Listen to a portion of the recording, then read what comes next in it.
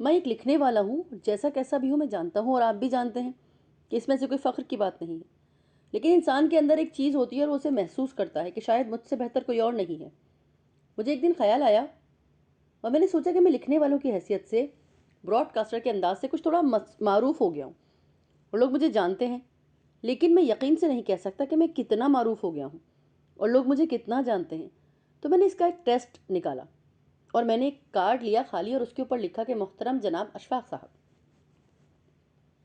آپ سے ملنے کو بڑا دل چاہتا ہے، اللہ کرے آپ سے ملنے کا کبھی کوئی موقع ملے، اور وغیرہ وغیرہ وغیرہ، جیسے فینس وغیرہ خط لکھتے ہیں ویسے ہی میں نے لکھا۔ تو جو اب میں نے ایڈریس لکھا تو وہ یہ تھا کہ اشفاق صاحب مشہور ڈرامہ نویس، لاہور۔ باقی کوئی ڈیٹیلز نہیں دی، کس محلے میں رہتا ہوں، کہاں رہتا ہوں، کیا گھر کا ایڈریس ہے، کچھ نہیں۔ یہ لکھ کر میں نے اس کو سپرد ڈاک کر دیا۔ تو تقریباً 3 دن کے بعد مختلف مہریں لگا ہوا وہ مجھے واپس مل گیا۔ اس میں بہاول پور کی مہر بھی تھی، رحیم یار خان کی مہر بھی تھی، اور مختلف جگہوں کی بھی لگی ہوئی تھی۔ تو مجھے بڑی خوشی ہوئی کہ یا اللہ، یہ تو بڑے کمال کی بات ہے، اور میں ماشاء اللہ کافی معروف آدمی ہو گیا ہوں۔ 3 دن کے بعد ملا، لیکن مل تو گیا۔ اب اتفاق دیکھیے اور قدرت کی ایک اور ریئلٹی کو اجاگر کرنے کا ایک انداز ملاحظہ فرمائیے۔ تقریباً 1 مہینے بعد یا شاید 15-20 دنوں کے بعد مجھے ایک اور لفافہ ملا، بڑا اچھا خوبصورت سا، اور اس کے اوپر لکھا تھا اشفاق احمد بکواسی براڈ کاسٹر کو ملے۔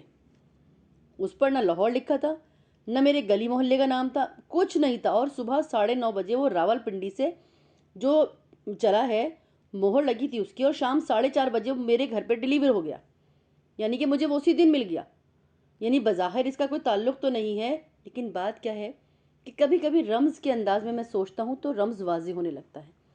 تو کئی طریقوں سے عجب عجب انداز سے باتیں کھلتی ہیں۔ تو لکھنے والوں کے لیے اور غور کرنے والوں کے لیے اور محسوس کرنے والوں کے لیے سیپریٹ ریئلٹیز کی طرف نگاہ کرنا اور نگاہ کیے رکھنا بہت ضروری ہے، کیونکہ وہ ریئلٹی کو مختلف حقیقت محسوس کر جان کر لوگوں کے قریب آ سکتے ہیں۔ جو لوگ صرف ایک ہی حقیقت کے سامنا کرتے ہیں نا، جو ایک ہی حقیقت کے مارے ہوتے ہیں، وہ صرف ایک ہی لائن پہ چل سکتے ہیں۔ مطلب اشفاق صاحب اس میں کہنا چاہتے ہیں کہ اگر آپ صرف اپنے ویژن پہ چلتے رہیں، اپنے ویژن پہ کام کرتے رہیں، تو آپ کبھی کامیاب نہیں ہو سکتے، آپ کبھی لوگوں کو نہیں سمجھ سکتے، آپ معاشرے میں لوگوں کے ساتھ گھل مل نہیں سکتے۔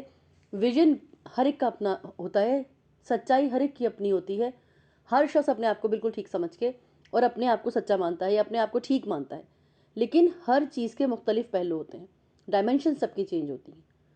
تو اسی لیے اشفاق صاحب بھی کہہ رہے ہیں کہ ان کو کبھی ان لوگوں کی تکلیف کا اندازہ نہیں ہوتا جن کی تکلیفیں ان سے مختلف ہوتی ہیں، بلکہ بعض اوقات یوں بھی ہوتا ہے کہ اپنی جیسی تکلیف ہو تب بھی ان کا اندازہ نہیں ہو سکتا۔ ایک وقت میں اگر ایک شخص ایک تکلیف کے ساتھ ہے اور دوسرا شخص دوسری تکلیف کے ساتھ ہے، تو ہم اس کو جج نہیں کر سکتے کہ یہ شخص کتنی تکلیف میں ہوگا، بلکہ اشفاق صاحب بھی کہہ رہے ہیں کہ اگر سیم وقت میں دونوں لوگوں کو ایک جیسی تکلیف ہے تب بھی ہم دوسرے کی تکلیف کا اندازہ نہیں لگا سکتے کہ اس کی تکلیف کا لیول کیا ہے۔ تو آگے لکھتے ہیں وہ، کیونکہ جو تحریر کے سلسلے میں گفتگو ہو رہی ہے اس لیے میں آپ کی خدمت میں پیش کر دیا، لیکن ہمارے زاویے میں اور ہوتی رہیں گی، اور ہم اس پر ہر طرح ایک الگ زاویے کو الگ اینگل سے غور کرتے رہیں گے۔ یہ تو میری بات تھی جو میں نے آپ کی خدمت میں عرض کر دی اور آپ کے سامنے پیش کر دی، لیکن اب میرا بھی ایک مسئلہ ہے جو میں آپ سے پوچھنا چاہوں گا کہ آپ اسے حل کریں۔ ایسا پیچیدہ تو نہیں ہے، لیکن اکثر مقامات پہ یہ مجھے گھیرے رکھتا ہے۔ عام طور پر نوجوان لڑکے لڑکیاں خاص طور پہ اس بات کا ذکر کرتے ہیں کہ دنیا میں مجھے کوئی سمجھ نہیں سکا، اور افسوس کہ کسی نے میری حقیقت کو نہیں جانا۔ آپ کی اردو شاعری بھی اس سے بھری پڑی ہے، کوئی محرم نہیں ملتا جہاں میں، مجھے کہنا ہے کچھ اپنی زبان میں۔ تو لوگوں کو یہ شکایت عام ہے کہ میرے دل کو کوئی سمجھ نہیں پاتا۔ تو فرمائیے کہ یہ بات کس حد تک درست ہے؟ کیا واقعی ایک آدمی دوسرے آدمی کو نہیں سمجھتا؟ کیا واقعی نہ سمجھے جانے والے انسان کے پاس اتنا کچھ ہوتا ہے جس سے کوئی دوسرا فائدہ نہیں اٹھا رہا ہوتا؟ تو کیا واقعی نہ سمجھے جانے والے انسان کا وجود اتنا قیمتی ہے کہ وہ ہر جگہ، ہر مقام اور ہر وقت روتا پھرتا ہے کہ اسے کوئی سمجھتا نہیں ہے؟ آپ کا کیا خیال ہے؟ حاضرین میں سے ایک صاحب نے اشفاق صاحب سے کہا، اشفاق صاحب بات یہ ہے کہ اگر اپنے شاعروں کا حوالہ نہ دیا ہوتا تو میں بڑی سخت سی بات کرتا، لیکن آپ نے شاعری کا حوالہ دیا ہے تو میں نسبتاً نرم رویہ اختیار کر کے کہہ رہا ہوں کہ بات یہ ہے کہ جب آدمی گمراہ ہو تو دوسروں کو بھی جہالت میں مبتلا کر دیتا ہے، ان کو اپنی ہی نظروں میں چڑھاتا ہے اور وہ اپنی نظروں میں چڑھتے چلے جاتے ہیں، تو دنیا کی نگاہوں میں گرتے چلے جاتے ہیں۔ جو لوگ اپنی نگاہوں میں خود چڑھتے چلے جاتے ہیں نا، اور عموماً وہ یہ سمجھتے ہیں کہ ہم بہت اچھے اور بہت بہترین ہیں، لیکن دنیا ہمیں نہیں سمجھ پائی، تو اصل میں وہ اپنی نگاہوں میں چڑھ رہے ہوتے ہیں اور دنیا کی نگاہوں میں گر رہے ہوتے ہیں۔ یہ ایک عجیب سی صورتحال ہے۔ اشفاق صاحب نے کہا اختر عباس صاحب آپ کیا سمجھتے ہیں، کیا یہ رویہ درست ہے؟ اختر عباس صاحب کہتے ہیں سر بات یہ ہے کہ توجہ طلبی کا سارا مسئلہ ہے۔ لوگ یہ سمجھتے ہیں کہ ہم نے دنیا سے بہت کچھ حاصل کیا ہے، ہمارا مشاہدہ زیادہ تیز ہے اور اسے شیئر کرنے والے زیادہ ہونے چاہیے، کیونکہ لوگ ان سے شیئر نہیں کرتے اور ان سے پوچھتے نہیں ہیں تو وہ شکوے سے بھرے ہوئے ہوتے ہیں۔ تو اشفاق صاحب کہتے ہیں کہ یہ گلہ تو بہت عام ہے اختر صاحب۔ تو اختر صاحب نے کہا کہ لیکن سر یہ گلہ جو ہے نا وہ بیجا ہے، میری اپنی فیلنگ یہ ہے کہ یہ بے وجہ ہے، اس پہ میں اس طرح اصرار نہیں کرنا چاہیے۔ تو اشفاق صاحب نے خالد صاحب سے پوچھا کہ آپ کا کیا خیال ہے؟ خالد صاحب بولے سر میرا خیال یہ ہے کہ ایک فرد اپنے مفاد کے مطابق جو سوسائٹی میں عمل کرنا چاہتا ہے اور سامنے والے افراد اپنے مفاد کے مطابق عمل کرنا چاہتے ہیں، اب جب دونوں کے مفادات میں ٹکراؤ پیدا ہوتا ہے تو ان میں سے جو ہار جاتا ہے، جس کے مفادات ضرورت کے مطابق پورے نہیں ہوتے، تو وہ شکوہ کرتا ہے، وہ شکایت کرتا ہے۔ لیکن میرے خیال میں آدمی کی اپنی پرسنالٹی میں کمی ہو جاتی ہے۔ جو شخص آگے بڑھنے کے بجائے چیزوں کے ساتھ شکوے میں چلا جاتا ہے، وہ صحیح طور پر اپنی پرسنالٹی کو ڈیولپ نہیں کر پاتا، تو اس کا گلہ اکثر لوگوں سے کرتا ہے کہ میری کوئی بات نہیں سمجھتا۔ اشفاق صاحب نے کہا تو آپ لوگوں نے کبھی اپنی ذاتی زندگی میں ایسا اعلان کیا کبھی؟ تو ایک صاحب اٹھے، انہوں نے کہا اشفاق صاحب ہوتا ہے اکثر، اس میں ایسی کوئی بڑی بات نہیں ہے۔ ہر بندے کی زندگی میں ایک ایسا وقت آتا ہے اور ایسا موڑ آتا ہے کہ جب وہ ایموشنل ہوتا ہے تو یہ وہ سمجھا نہیں پاتا، تو جب وہ ٹھنڈے دل سے سوچتا ہے تو خود ہی ریئلائز کرتا ہے کہ اس میری ہی خامی تھی، تب وہ بندہ خود منصف ہو جاتا ہے۔ لیکن ایموشنل ہونے کی صورت میں وہ دوسروں کو بلیم کرتا ہے، ان کو الزام دیتا ہے، ان کو مورد الزام ٹھہراتا ہے۔ لیکن میرا مشاہدہ یہ ہے کہ ضروری نہیں کہ اس میں پڑھے ہی لکھے لوگ شامل ہوں۔